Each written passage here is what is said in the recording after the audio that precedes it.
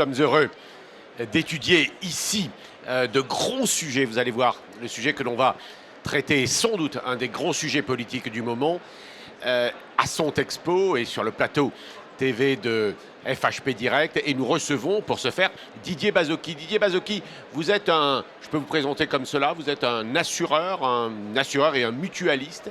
Vous avez été le président, le directeur général de MMA, grande compagnie d'assurance mutualiste. Et on voulait vous recevoir pour nous entretenir de cette grande question politique que la France aime bien. En tout cas, celles et ceux qui s'intéressent à la santé et à la politique.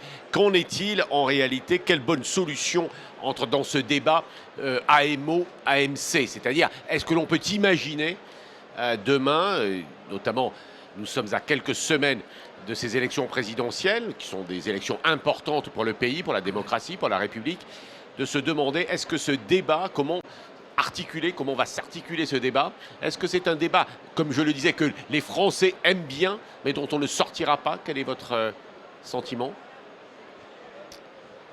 C'est assurément un débat ancien, Pascal, puisqu'on se repose régulièrement la question, et pour autant, on a un système français de protection sociale qui est très couvrant, qui garantit l'universalité d'accès aux soins, qui repose sur 2 niveaux de protection sociale. La sécurité sociale qui couvre près de 78% des dépenses, les complémentaires qui couvrent près de 14%, et le reste est porté par les ménages. Et ce qui montre que c'est un système qui a bien fonctionné, c'est que la France est le pays parmi les pays de l'OCDE où le reste à charge final pour les ménages est le plus bas des pays de l'OCDE. Donc finalement, si le système ne fonctionnait pas, ça se verrait à travers ces chiffres macro. Après, on peut évidemment détailler. Donc un système qui globalement a bien fonctionné. Et donc on peut en effet s'étonner que, pour des raisons qu'on ne comprend pas bien, on veuille casser ça aujourd'hui. Essayons de les comprendre, ces raisons. Est-ce que c'est que finalement les acteurs n'auraient pas joué le jeu ou l'auraient fait insuffisamment? Est-ce que la crise que nous avons traversée ou que nous traversons nous montre que l'État a été à la manœuvre? Est-ce qu'il y a des insatisfactions des professionnels de santé? Essayons de comprendre les enjeux avec vous, Didier Bazocchi. Oui. Alors, évidemment que pendant la crise sanitaire, l'État a pleinement joué son rôle, il a assuré, et donc il n'y a pas de discussion là-dessus. Il se trouve que pendant la crise sanitaire, en effet, il y a eu un arrêt d'un certain nombre de soins conventionnels, traditionnels, et que ça a fait baisser les charges que subissent habituellement les complémentaires en année courante. Donc ça a été remplacé par une taxe, très bien, et voilà. Ça ne dit rien sur l'équilibre qu'il faut trouver, sur la complémentarité à trouver, à améliorer entre le régime général d'assurance maladie et les complémentaires. Comment ça marche dans les autres pays? Il y a des pays où on se passe de complémentaires, il y a des pays où au contraire, les complémentaires jouent un rôle encore plus important qu'ils ne jouent chez nous. Enfin, alors, en effet, il y a des spécialistes que vous êtes. Oui, il y a des pays très différents et chaque pays d'ailleurs a sa tradition et c'est pour ça qu'il faut être assez prudent avant de toucher à ces équilibres-là parce que vous savez, la santé, c'est vraiment très dépendant de la culture, c'est très dépendant de l'histoire sociale d'un pays. Donc, mais si je prends 2 exemples de pays qui, comme vous le dites, se passent de complémentaires, je vais prendre le cas de l'Espagne et je vais prendre le cas de la Grande-Bretagne. Dans ces 2 pays-là, vous avez un système public de santé, un NHS, qui garantit un large accès aux soins, mais qui ne garantit pas un accès universel aux soins.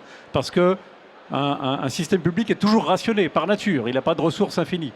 Et comme il n'y a pas de système de protection sociale de niveau 2 dans ces pays, il y a une très forte inégalité d'accès aux soins. Ceux qui ont de l'argent peuvent s'assurer et accéder sans délai d'attente à des prothèses de hanche, à des soins en cancérologie. Puis ceux qui n'ont pas accès, qui n'ont pas les moyens de payer ces systèmes privés d'assurance très sélectifs, eh bien ils attendent. Et donc, c'est vraiment pas ça qu'on veut pour la France. Oui, et qu'est-ce qu'on a, nous, alors?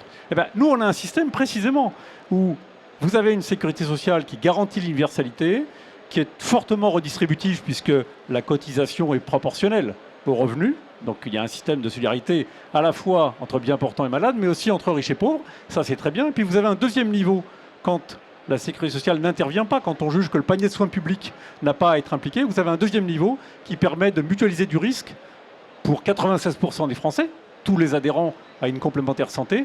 Ça permet de mutualiser du risque entre les bien portants et les malades. Et donc ça a un véritable rôle de mutualisation du risque. Et donc ça évite aux gens qui sont malades et qui peuvent avoir des hospitalisations à répétition, par exemple, de supporter des charges importantes qui pourraient conduire à la ruine des ménages. Mais je pourrais donner quelques chiffres là-dessus si vous voulez. Quand vous nous dites 96%, c'est tenant compte des dernières réformes de la mandature précédente sur la généralisation. Oui, bien sûr. C'est tous les gens qui ont accès aux complémentaires, bien entendu. Ouais. Bien entendu. Et ça a été évidemment l'obligation donnée aux entreprises de permettre de couvrir, en tout cas de les d'inciter leurs salariés à les couvrir. Oui, il y a deux choses. Il y a d'une part Faites-nous un peu la d'histoire. réforme de 2013, le fameux ANI de janvier 2013, qui a instauré la généralisation de la couverture complémentaire des salariés du privé. Alors ça devait en théorie permettre l'accès à une complémentaire pour 4 millions de personnes. En réalité, il y en avait déjà 3,6 millions qui étaient couverts à titre individuel. Donc cette généralisation n'a en fait concerné 400 000 personnes. Ça, c'est un premier sujet. Et puis il y a une deuxième réforme. Elle a beaucoup touché les salariés des TPE quand même. Elle a beaucoup touché les salariés des TPE. Les 400 000 qui n'étaient pas couverts travaillaient en général dans les TPE, c'est très clair. Et puis il y a une deuxième réforme qui est plus récente, puisqu'elle date du début de la mandature actuelle, qui est l'extension de la couverture santé solidaire, de manière à ce que les gens qui ont des revenus très bas puissent être pris en charge par un système principalement financé par l'État, géré par les caisses, enfin par l'État ou par la Sécurité sociale, géré par les caisses d'assurance maladie ou les complémentaires. Mais en tout cas, c'est plutôt une réforme sociale, ça. C'est une réforme sociale et qui a bien fonctionné. C'est une réforme sociale qui a bien fonctionné et que personne ne conteste.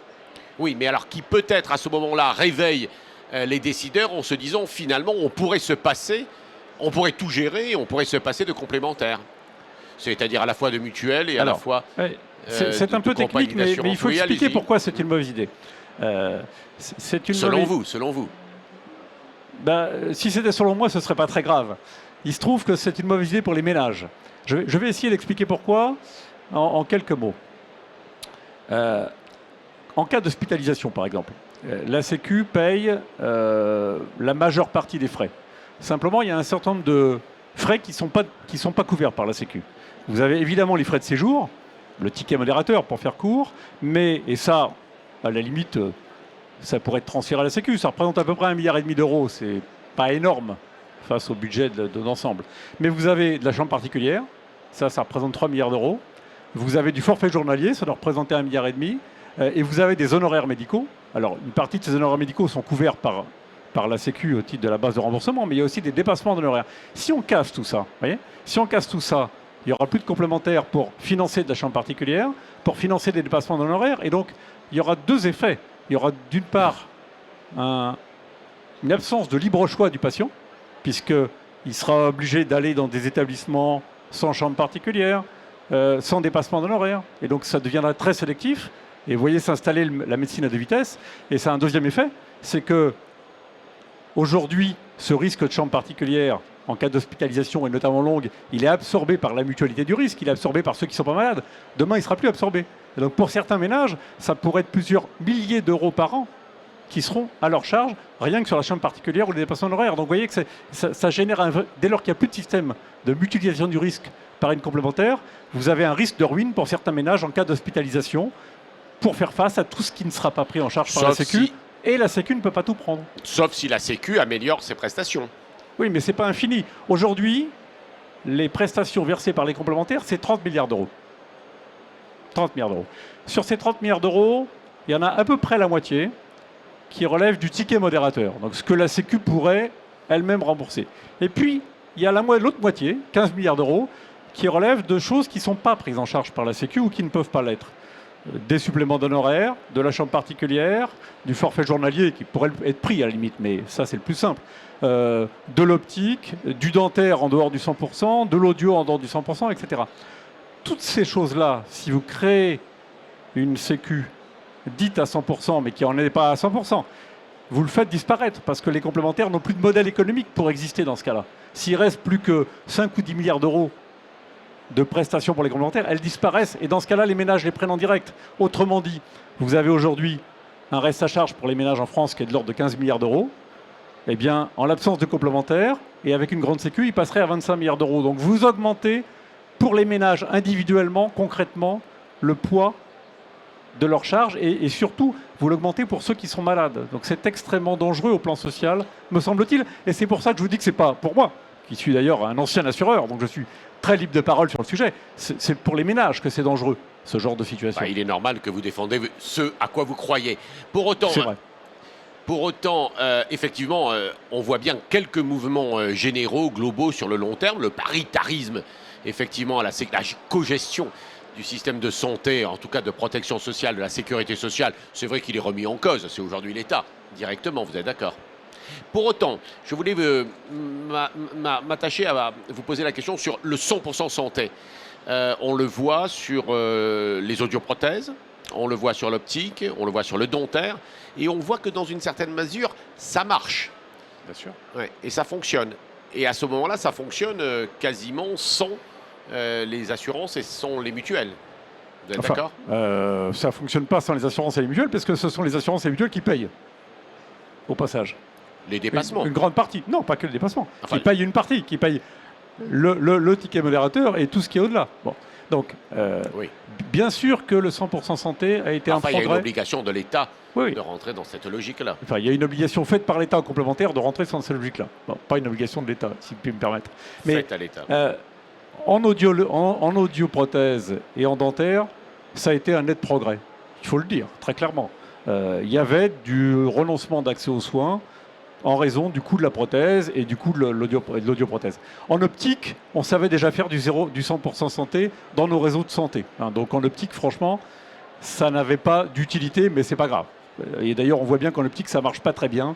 L'État s'étonne que les opticiens ne le pratiquent pas plus, parce que le modèle économique de l'optique n'est pas celui-là. Mais peu importe. En tout cas, en audio et en dentaire, ça a eu un véritable effet, ça a eu un effet positif. Mais n'oublions pas que c'est principalement financé par les complémentaires, un peu par la sécurité sociale qui a mis de l'argent sur l'audio et le dentaire et qui en a récupéré sur l'optique, mais aussi beaucoup par les complémentaires. Et d'ailleurs, c'est un des sujets de différends en ce moment entre l'État et les complémentaires. Ça coûte beaucoup plus cher que prévu, puisque très naturellement, dès lors qu'on solvabilise une demande de soins, il y a un effet de rattrapage. Les gens qui ne pouvaient pas, malheureusement, se faire traiter les dents ou qui avaient un problème d'audio vont, maintenant que c'est mieux couvert, le faire, et ça a un coût élevé, y compris pour les complémentaires. Oui, à la fois, on pourrait se dire aussi, comme vous le dites d'ailleurs, c'est un phénomène de rattrapage, mais enfin, c'est plutôt une mesure réellement sociale. Ma question était, est-ce que, dans une certaine mesure, les assureurs et les complémentaires que vous représentez, dans lesquels vous avez travaillé, est-ce qu'ils n'auraient pas dû anticiper? En fait, tout ça a été créé parce que, peut-être, les complémentaires n'avaient pas suffisamment joué le jeu, à force peut-être d'une évolution, moins d'intérêt peut-être pour la solidarité ou pour le social. Alors que, indiscutablement, je parle au moins pour le mouvement mutualiste, le fondement de la réalité de leur action était très fondée sur la solidarité. Oui, je ne pense pas qu'on puisse dire ça vraiment, parce que quel que soit leur statut, il y a 3 statuts de complémentaires, des mutuelles, mutualité française, des assureurs, des mutuelles d'assurance et des institutions paritaires. Ces 3 secteurs, je ne pense pas qu'on doive dire, qu'on puisse dire qu'elles n'ont pas joué le jeu. Elles sont engagées toutes dans des actions de prévention, d'accompagnement des assurés. Elles ont créé la téléconsultation, elles ont financé la téléconsultation avant que l'État la reprenne à son compte. Elles ont lancé de nombreuses innovations, donc je ne pense vraiment pas qu'on puisse dire ça. Je pense au contraire qu'elles se sont malheureusement laissées réglementer avec le contrat responsable qui date de 2004 et qui a été progressivement, qui s'est avéré une seringue dans laquelle elles sont laissées enfermées, et qu'à un moment donné, elles se sont retrouvées en n'ayant plus la capacité d'innovation parce que le contrat responsable était devenu tellement contraignant qu'on ne pouvait rien faire d'autre. Il représente quoi le contrat, les grandes masses? Mais ce n'est pas une question de grande masse, c'est qu'aujourd'hui, vous ne pouvez pas être assureur santé en pratique en France si vous ne respectez pas un certain nombre de conditions administratives extrêmement sévères sur la configuration, sur les garanties de votre contrat. Et ça bride complètement l'innovation, ça bride le service. Et donc, ça, et sur quelques autres sujets comme l'accès aux données, il y a évidemment probablement quelques libertés à redonner pour qu'on retrouve une dynamique d'innovation et de service. Donc, on ne doit pas dire, il ne faut pas dire, je crois vraiment, ça ne correspond pas à la réalité, qu'il y a une perte de vue de la solidarité. Je crois qu'il faut dire simplement qu'il faut que le secteur puisse retrouver des conditions pour retrouver une nouvelle dynamique et qui est toujours une dynamique sociale parce que ce soit dans les contrats collectifs, que ce soit sur les adhésions individuelles, ça fait partie du boulot. Un assureur santé est tourné vers ses assurés, il est tourné vers ses adhérents et c'est sa finalité que de servir ses adhérents en cas de maladie. Oui, j'avais cru entendre, mais on va presque terminer par là, j'avais cru entendre que le ministre de la Santé vous incitait à faire plus d'innovation sociale. Oui, enfin, commençons par regarder tout ce qui se fait. Que ce soit via des plateformes de services, que ce soit en direct, les assureurs font un tas de trucs. Moi, un de mes concurrents et collègues a développé dans des grandes entreprises un test sur le cardiovasculaire. On s'est rendu compte qu'en testant toute la population salariée de ces entreprises, 20% des salariés étaient en risque cardiovasculaire avéré non détecté. Voilà du bon travail de fait. Donc pourquoi on nous reproche de ne pas faire ça? Il y en a comme ça partout. Chacun a ses actions de prévention et de service, et je citais volontairement celle d'un concurrent, mais dans tous les domaines, on fait des choses dans l'entreprise auprès des citoyens. Donc simplement, ça ne se voit pas dans les chiffres parce que c'est de l'action de terrain, c'est de l'action concrète. Donc ne dévaluons pas le poids tout à fait considérable en termes de service à la population de ces actions-là. Est-ce qu'à votre avis, ce sera vraiment un sujet de la présidentielle? Est-ce que les citoyens vont adhérer à ce débat, vont s'y intéresser et parce qu'on est ici, les professionnels de santé. Les professionnels de santé, assurément, parce que pour les hôpitaux, pour les cliniques et pour les professionnels de santé, il y a un enjeu de maintien d'un système de financement dual qui sert de zone tampon entre les ménages et le financement public. Et si ça devait disparaître, ça c'est une perte de ressources assurément pour les établissements d'hospitalisation et les médecins. Donc il y a un véritable enjeu de financement pour eux. Pour les ménages, il y a le même enjeu, c'est-à-dire que la disparition de ce système tampon rétablirait ou augmenterait leur reste à charge. Donc, je ne sais pas, et je ne suis pas compétent pour dire si ce sera un enjeu de la présidentielle, mais en tout cas, il y a un enjeu de protection sociale qui est tout à fait considérable. Il me paraît essentiel que le système français, qu'à son originalité, soit en capacité de maintenir ce système de protection sociale à 2 étages qui a montré son efficacité. En tout cas, Didier Bazocchi, on verra si effectivement ce débat est sur la place publique, sera sur la place publique. Mais en tout cas, je crois que c'est effectivement, et c'était la raison, la bonne raison de vous recevoir, je crois que c'est vraiment un sujet assez fondamental que nous allons nous poser. Et puis c'est un sujet que les Français, les politiques, les journalistes aiment bien. Merci Didier Bazocchi. Merci Pascal.